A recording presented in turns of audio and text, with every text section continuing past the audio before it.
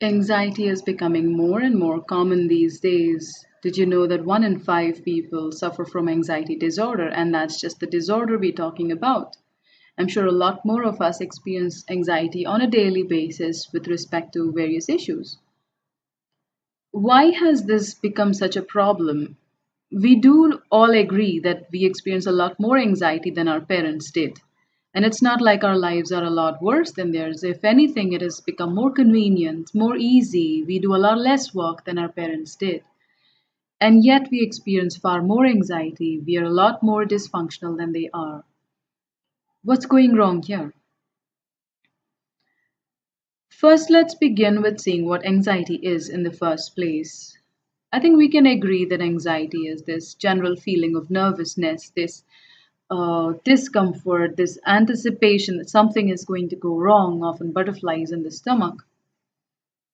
And I look at anxiety as two different types. One is where you have a reasonable uh, situation which is causing anxiety. For example, you're stuck in a taxi in a bad traffic jam and you're late for your flight. Now, it's relatively natural. I think a lot of us will find anxiety quite acceptable in this situation.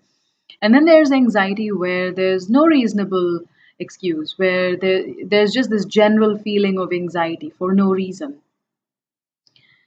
And it looks like one might be easier to deal with than the other, but it's really quite the same in both situations.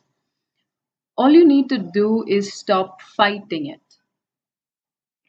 We really come down to the cliche statement, whatever you resist persists. And it's quite true. See, feelings, they come and they go. Some stay a bit longer, some leave more quickly, but they all come and they leave. And they will leave unless you fight them, unless you keep them there by engaging with them. And if you have experienced anxiety, I want you to think back to a moment like that now and see what was really going on in your mind. You were anxious, yes, but more than anything, you were anxious that you were anxious. There was this part of you that was telling you, you're not supposed to be anxious. You're not supposed to be feeling this way. Now, let's imagine that you have a friend who's next to you and you start having this anxiety attack or you're really anxious about some reasonable situation, and his friend starts telling you what's wrong with you. Why are you even anxious? There's nothing to be anxious about in this situation. There's something wrong with you. Is that going to help? What are you expecting from this friend? You want this friend to hold you and say, it's okay. It's okay for you to be anxious. It's okay. Just take a few deep breaths. It's okay. It's okay. Calm down. It's okay for you to be anxious. I'm here with you right now. And this friend is exactly who you need to be for yourself. The next time you're experiencing anxiety, whether it is because of a reasonable situation or whether it is without any reasonable excuse, allow yourself to witness that anxiety and be there for yourself. Feelings come and go. Life is a mixture of ups and downs. You cannot expect to feel only positive emotions. Look at the difference between those who are great up on stage and those who tend to fumble and forget their lines and really mess up on stage. What's the difference between these people? It's not that those who are great up on stage never experience any fear. That's not true. Talk to them. A lot of them will tell you that they do experience a lot of fear. They're breaking into a sweat before they go up on stage. They might have trembling knees before they go up on stage. But the difference is just that they know it's okay to be afraid. I'm going to be afraid, I'll get used to it. The feeling won't last. That's the only difference. Those who fail when they're speaking to a large audience are people who are waiting for the feeling to go away before they start being the best, being their awesome self up on stage. They're saying, I can't function until this feeling goes away. That's the only difference. Those who are great are like, okay, I feel pathetic. I feel quite afraid right now, but I'm going to just go up there and do the best I can anyway. And then they realize that in a few moments the fear is gone because it doesn't last. We take the same approach to anxiety. When you're anxious, Just allow yourself to experience the anxiety and function the best you can, nevertheless.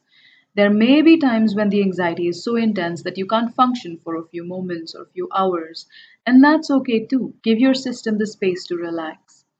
But really, just bring your focus back to yourself and ask yourself, okay, what am I feeling emotionally? I'm feeling distraught, I'm feeling scared, I'm afraid that things will go completely wrong, and these are things I stand to lose. Okay, anxiety, anxiety. And physically, I'm feeling this tightness in my belly, or there's this feeling of lightness, this butterflies in my stomach, and it's a very discomforting feeling. And that's okay, acknowledge it. This is what is happening. And what does your best friend do?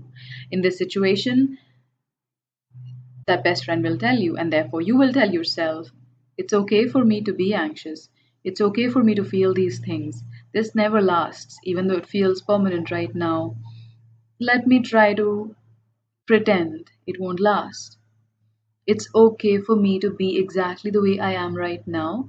Let me just see how I can maximize the situation. What's the most I can do? What's the best I can do in this situation? And that's mostly it.